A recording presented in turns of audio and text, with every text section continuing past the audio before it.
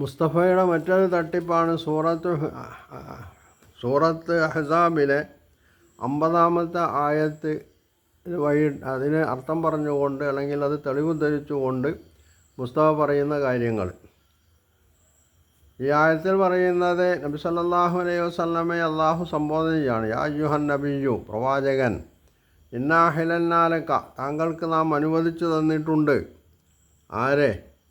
അസുവാജക്കല്ലാത്തി ആത്തയിത്ത ഉജൂറഹുന്ന, താങ്കൾ ആർക്കാണോ മഹർ നൽകിയിട്ടുള്ളത് അങ്ങനെയുള്ള താങ്കളുടെ ഭാര്യമാരേന്നാ. അസുവാജക്കല്ലാത്തി ആത്തയിത്ത ഉജൂറഹുന്ന, താങ്കൾ ആരുടെ ഉജൂർ, ആരുടെ മഹർ നൽകിയിട്ടാണോ ആരുടെ മഹറാണോ നൽകിയത് അങ്ങനെയുള്ള ഭാര്യമാരെന്നാ. അപ്പോൾ മഹർ നൽകി വിവാഹം ചെയ്ത ഭാര്യമാരെ താങ്കൾക്ക് അനുവദിച്ചു തന്നിട്ടുണ്ട് എന്നാണ് ഇവിടെ ഖുർആൻ പറഞ്ഞത്. ഇതിനെ മുസ്തഫ പറയുന്നത് എന്താണ്? ഈ വാക്യം തന്നെ തെളിയിക്കേണ്ട പോലും നബി സല്ലല്ലാഹു അലൈഹി വസല്ലം ആ ഘട്ടത്തിൽ വിവാഹം ചെയ്തിട്ടില്ല. ഇതെങ്ങനെയാണ് ഈ വാക്യം തെളിയിക്കുന്നത്? ഇവിടെ അഹിലൽന, താങ്കൾ അനുവദിച്ചു തന്നിട്ടുണ്ട്. എന്ത്? വിവാഹം ചെയ്യാൻ അനുവദിച്ചു തന്നിട്ടുണ്ട് എന്നല്ല ഖുർആൻ പറഞ്ഞത്. അങ്ങനെയാണെങ്കിൽ ഖുർആൻ പറയേണ്ടിയിരുന്നത് അഹിലൽനാലക അൻ തൻകിഹ അല്ലെങ്കിൽ ഔ തതസവ്വജ എന്നാണ് പറയേണ്ടിയിരുന്നത്. അപ്പോൾ തൂത്തിയ ഉജൂറഹുന്ന, അവരുടെ മഹർ കൊടുത്തിട്ട് താങ്കൾ പിന്നെ സ്ത്രീകളെ വിവാഹം ചെയ്യാൻ അനുവാദം നൽകിയിട്ടുണ്ട് എന്നാ. ഇവിടെ പറയണത് അതല്ല. താങ്കൾ മഹർ നൽകിയിട്ടുള്ള, മഹർ നൽകാൻ ആർക്കാണ്? വിവാഹം ചെയ്യുമ്പോഴാണ് മഹർ നൽകുക. അങ്ങനെ മഹർ നൽകിയിട്ടുള്ള ഭാര്യമാരെ താങ്കൾക്ക് അനുവദിച്ചു തന്നിട്ടുണ്ട് എന്നാണ് ഇവിടെ ഖുർആൻ പറഞ്ഞിട്ടുള്ളത്. ഈ സൂറത്ത് അവതരിക്കുന്നത് എപ്പോഴാണ്? സൂറത്ത് അഹ്സാബ് അവതരിക്കുന്നത് ഹിജ്റയുടെ 6-ാമത്തെ വർഷം ഹുദൈബിയ സംഭവത്തിന് മുമ്പായിട്ട് നടന്ന അഹ്സാബ് യുദ്ധവുമായിട്ട് ബന്ധപ്പെട്ടിട്ടാണ്. എന്ന് പറഞ്ഞാൽ ഹിജ്റയുടെ 6-ാമത്തെ വർഷമാണ്. അത് മുതൽക്കാണ് ഈ സൂറത്ത് അവതരിക്കുന്നത്.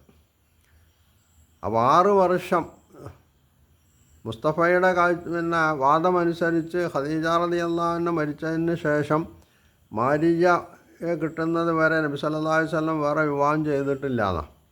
എന്നാൽ ഏതാണ്ട് 8 വർഷക്കാലം നബി സല്ലല്ലാഹു അലൈഹി വസല്ലം വിവാഹം ചെയ്യാതെ കഴിച്ചു കൂട്ടിയെന്നാണ് മുസ്തഫ സമർത്ഥിക്കാൻ ഉദ്ദേശിക്കുന്നത്. ഇവിടെ ഖുർആൻ പറയുന്നത് ഈ നബി സല്ലല്ലാഹു അലൈഹി വസല്ലമക്ക് മാരിയയെ കിട്ടുന്നത് എപ്പോഴാണ്? മുഖൗക്കിസിന് കത്ത് എഴുതിയതിൻ്റെ ശേഷം മുഖൗക്കിസ് കൊടുത്തയച്ചിട്ടുള്ള അടിമ സ്ത്രീയാണ് മാരിയ. അപ്പോൾ അതിനു മുമ്പ്, ഈ കത്ത് എഴുതുന്നതിന് മുമ്പ്, മാരിയയെ ലഭിക്കുന്നതിന് മുമ്പ് നബി സല്ലല്ലാഹു അലൈഹി വസല്ലമ വിവാഹം ചെയ്തിട്ടില്ല എന്നാണ് മുസ്തഫയുടെ വാദം. ഇതാവട്ടെ ഖുർആനിന് വിരുദ്ധമാണ്, ഹദീസിന് വിരുദ്ധമാണ്, ചരിത്രത്തിന് വിരുദ്ധമാണ്. ഇവിടെ മുസ്തഫ ചെയ്യുന്നത് മുസ്തഫക്ക് ആവശ്യമുള്ള ചരിത്ര പരാമർശങ്ങൾ അംഗീകരിക്കുകയും മുസ്തഫക്ക് ഇഷ്ടമില്ലാത്ത, മുസ്തഫ നിരാകരിക്കുന്ന അല്ലെങ്കിൽ അത് തള്ളിക്കളയെന്ന് മുസ്തഫക്ക് തോന്നുന്ന, അതിന് തെളിവൊന്നും വേണ്ട, ഒരു തെളിവില്ലാതെ പ്രമാണത്തിൻ്റെ അടിസ്ഥാനത്തിലൊന്നുമല്ല മുസ്തഫ ഇതൊക്കെ തള്ളുകയും കൊള്ളുകയും ചെയ്യുന്നത്. തനിക്ക് തോന്നുന്നത് അംഗീകരിക്കുന്നു, തനിക്ക് ഇഷ്ടമില്ലാത്തതൊക്കെ തള്ളിക്കളയുന്നു എന്നുള്ളത് മാത്രം. ഇതാണ് യഥാർത്ഥത്തിൽ ഇവിടെ മുസ്തഫ ചെയ്തിട്ടുള്ളത്. അല്ലാതെ നബി സല്ലല്ലാഹു അലൈഹി വസല്ലമ ഖദീജ റളിയല്ലാഹു അൻഹ മരിച്ചതിൻ്റെ ശേഷം 8 കൊല്ലം വിവാഹം ചെയ്യാതെ കഴിച്ചു കൂട്ടി പറഞ്ഞത് ശുദ്ധ അസംബന്ധമാണ്. നബി സല്ലല്ലാഹു അലൈഹി വസല്ലമയെ ചെയ്തിട്ടുള്ള നബിയുടെ ചര്യയെ തള്ളിപ്പറയലാണ്. നബി സല്ലല്ലാഹു അലൈഹി വസല്ലമ ഈ ഘട്ടങ്ങളിൽ ഒന്നിലധികം വിവാഹം ചെയ്തിട്ടുള്ളത് ചരിത്രത്തിൽ വ്യക്തമായി വന്നിട്ടുള്ള സംഗതിയാണ്. അതിൽ സൗദുണ്ട്, ആയിഷ ഉണ്ട്. ഇവർ രണ്ടാളും മക്കയിലിരിക്കെ, അതായത് ഹിജ്റൻ്റെ മുമ്പാണ് നബി സല്ലല്ലാഹു അലൈഹി വസല്ലം വിവാഹം ചെയ്യുന്നത്. ഇത് മാത്രമല്ല, 4 കൊല്ലം മുമ്പ് അനിൽ മുഹമ്മദുമായിട്ട് നടത്തിയിട്ടുള്ള ഒരു സംഭാഷണത്തിൽ മുസ്തഫ തന്നെയാണ് 19-കാരിയായ, മുസ്തഫയുടെ വാദമനുസരിച്ച് 19 വയസ്സുള്ള ആയിഷ റളിയല്ലാഹു അൻഹായെ നബി സല്ലല്ലാഹു അലൈഹി വസല്ലമക്ക് വിവാഹം ചെയ്ത് കൊടുക്കുന്നത്. എന്ന് പറഞ്ഞാൽ നബി സല്ലല്ലാഹു അലൈഹി വസല്ലമ ആയിഷ റളിയല്ലാഹു അൻഹായെ വിവാഹം ചെയ്യുമ്പോൾ അവർക്ക് 19 വയസ്സേ ഉണ്ടായിരുന്നുള്ളൂ എന്നാണ് മുസ്തഫ അവിടെ പറഞ്ഞിട്ടുള്ളത്. അത് ഇപ്പോൾ മുസ്തഫ തള്ളിപ്പറയാണ്. ആയിഷ റളിയല്ലാഹു അൻഹ നബിയുടെ ഭാര്യ ആയിരുന്നില്ല, നബിയുടെ പ്രിയപ്പെട്ട ശിഷ്യയായിരുന്നു പോലും. നബി സല്ലല്ലാഹു അലൈഹി വസല്ലമയുടെ കൂടെ നടന്ന് നബി സല്ലല്ലാഹു അലൈഹി വസല്ലമയിൽ നിന്ന് കാര്യങ്ങളൊക്കെ ഗ്രഹിച്ചെടുത്തിട്ടുള്ള ശിഷ്യകളാണ് ഈ പെണ്ണുങ്ങളൊക്കെ. ഇങ്ങനെ ശുദ്ധ അസംബന്ധങ്ങൾ പറഞ്ഞുകൊണ്ടാണ് മുസ്തഫ മുമ്പോട്ട് പോകുന്നത്. എന്നിട്ട് അവിടെ ഈ ആയത്തിൻ്റെ അവസാനത്തിൽ ഒമ്രാത്തം മൂമിനത്തന്നും വഹബത്ത് നഫ്സഹാലിൻ നബിയ്യൻ അറാദൻ നബിയ്യൻ യസ്തങ്കിഹ. നബി സല്ലല്ലാഹു അലൈഹി വസല്ലമക്ക് സ്വന്തത്തെ സമർപ്പിക്കുന്ന മൂമിനത്തായിട്ടുള്ള സ്ത്രീയെയും നബി സല്ലല്ലാഹു അലൈഹി വസല്ലമക്ക് അനുവദിച്ചു തന്നിട്ടുണ്ട് എന്ന് പറഞ്ഞതിൻ്റെ ശേഷം ഖാലിസത്തല്ലക ഇൻ അറാദൻ നബിയ്യൻ യസ്തങ്കിഹ, അവളെ വിവാഹം ചെയ്യണമെന്ന് നബി ഉദ്ദേശിക്കുകയാണെങ്കിൽ നബിക്ക് വിവാഹം ചെയ്യാം. അവിടെ ആ പറഞ്ഞത് ശരിയാണ്. അഹിലൽനാലക്ക ഇമ്രാത്തം മൂമിനത്തൻ, മൂമിനത്തായിട്ടുള്ള വിശ്വാസിനിയായ സ്ത്രീയെയും നാം താങ്കൾക്ക് അനുവദിച്ചു തന്നിട്ടുണ്ട്.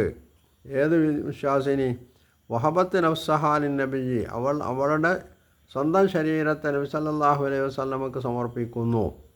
അതും എപ്പോൾ? അറാദൻ നബിയ്യു യസ്തങ്കിഹ, അവളെ വിവാഹം ചെയ്യണമെന്ന് നബി ആഗ്രഹിക്കുന്നുണ്ടെങ്കിൽ നബിക്ക് വിവാഹം ചെയ്യാം, അതും അനുവദിച്ചിട്ടുണ്ട്. മുസ്തഫ അറിയുന്നതനുസരിച്ച് ഒരു സ്ത്രീ നബി സല്ലല്ലാഹു അലൈഹി വസല്ലമയെ പ്രേമിക്കുന്നു. എന്നിട്ട് നബി സല്ലല്ലാഹു അലൈഹി വസല്ലമയോട് വന്നിട്ട് പറയുന്നു, അല്ലാഹുവിൻ്റെ റസൂലേ, എനിക്ക് അങ്ങയോട് സ്നേഹമാണ്, പ്രേമമാണ്, അതുകൊണ്ട് എന്നെ വിവാഹം ചെയ്യണം എന്ന് പറഞ്ഞ് നബി സല്ലല്ലാഹു അലൈഹി വസല്ലം അവരെ വിവാഹം ചെയ്യാൻ ഉദ്ദേശിക്കുന്നുണ്ടെങ്കിൽ വിവാഹം ചെയ്യാം. ഇവിടെ ഇന്നാ അഹിലൽന, ഈ ആയത്ത് തുടങ്ങുന്ന ഇന്നാ അഹിലൽന ലക്ക എന്നത് തുടർന്ന് വായിച്ചിട്ട് ഇവിടേക്ക് എത്തുമ്പോൾ മുസ്തഫ പറഞ്ഞത് ശരിയാണ്. ഈ സ്ത്രീ നബിൻ്റെ അടുത്ത് വന്നിട്ട് ഇങ്ങനെ പറയുകയും എന്നിട്ട് നബി സല്ലല്ലാഹു അലൈഹി വസല്ലം അവളെ വിവാഹം ചെയ്യാൻ ഉദ്ദേശിക്കും ചെയ്യുന്നുണ്ടെങ്കിൽ അതും നബി സല്ലല്ലാഹു അലൈഹി വസല്ലമക്ക് വിവാഹം ചെയ്യാൻ അനുവാദം നൽകിയിട്ടുണ്ട്. എന്നല്ലാതെ മഹർ നൽകി വിവാഹം ചെയ്ത പെണ്ണുങ്ങളെ വേണമെങ്കിൽ വിവാഹം ചെയ്യാമെന്ന് അനുവദിക്കുന്നു എന്നല്ല ആ പറഞ്ഞതിൻ്റെ അർത്ഥം. അങ്ങനെ ആ വാക്കിന് അർത്ഥം കിട്ടൂല. അറബി ഭാഷ അറിയുന്ന മര്യാദക്ക് സത്യസന്ധമായിട്ട് കാര്യങ്ങൾ അംഗീകരിക്കുന്ന ഒരു മനുഷ്യനും അത് അംഗീകരിച്ചു തരൂല്ലാന്നുള്ളതാണ്. എന്നിട്ട് തന്നെ മുസ്തഫാടെ പറയുന്ന മറ്റൊരു വിഡ്ഢിത്തം, ഖാലിസത്തല്ലക്ക മിന്ദൂനിൽ മൂമിനീൻ. അത് തന്നെ ഈ പെണ്ണുങ്ങൾ അങ്ങനെ നബിൻ്റെ അടുത്ത് വന്നിട്ട് ഞാൻ അങ്ങയെ പ്രേമിക്കുന്നു, സ്നേഹിക്കുന്നു എന്നൊക്കെ പറയുന്ന പെണ്ണുങ്ങൾ മറ്റ് വിശ്വാസികളെ ആരെയും പ്രേമിക്കാതെ അങ്ങയെ മാത്രം പ്രേമിക്കുകയാണെങ്കിൽ എന്നാണ് മുസ്തഫ അർത്ഥം പറഞ്ഞത്. യഥാർത്ഥത്തിൽ എന്താണ് ഈ ഖാലിസത്തല്ലക്ക മിന്ദൂനിൽ മൂമിനീൻ എന്ന് പറഞ്ഞാൽ അർത്ഥം?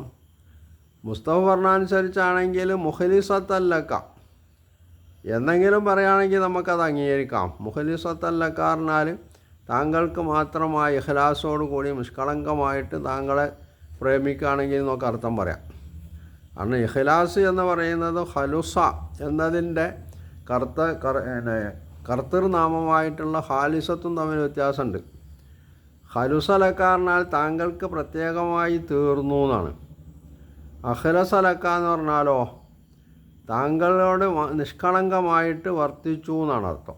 താങ്കൾക്ക് മാത്രമാക്കി നൽകി, അല്ലെങ്കിൽ താങ്കളോട് നിഷ്കളങ്കമായി വർത്തിച്ചു. ഇവിടെ ഇങ്ങനെയുള്ള സ്ത്രീകളെ വിവാഹം ചെയ്യാനുള്ള എന്നത് മാത്രമല്ല, ഈ പറയുന്ന ഇത്രയും സ്ത്രീകളെ വിവാഹം ചെയ്യാനുള്ള അനുവാദം എന്ന് പറയുന്നത് അത് സത്യവിശ്വാസികൾക്ക് ഇല്ല, അത് താങ്കൾക്ക് മാത്രമായിട്ടുള്ളതാണ്. ഇവിടെ നബി സല്ലല്ലാഹു അലൈഹി വസല്ലമക്ക് സവിശേഷതല്ല എന്നുള്ള നിലക്കാണ് മുസ്തഫ സംസാരിക്കുന്നത്. യഥാർത്ഥത്തിൽ നബി സല്ലല്ലാഹു അലൈഹി വസല്ലമക്ക് അള്ളാഹു ചില കാര്യങ്ങളിൽ മറ്റ് വിശ്വാസികൾക്ക് നൽകാത്ത ചില പ്രത്യേകതകൾ നൽകിയിട്ടുണ്ട് എന്നുള്ളതിൻ്റെ തെളിവ് കൂടിയാണ് ഈ ഖാലിസത്തല്ലക്ക മിന്ദൂനിൽ മൂമിനി എന്ന് പറയുന്നത്.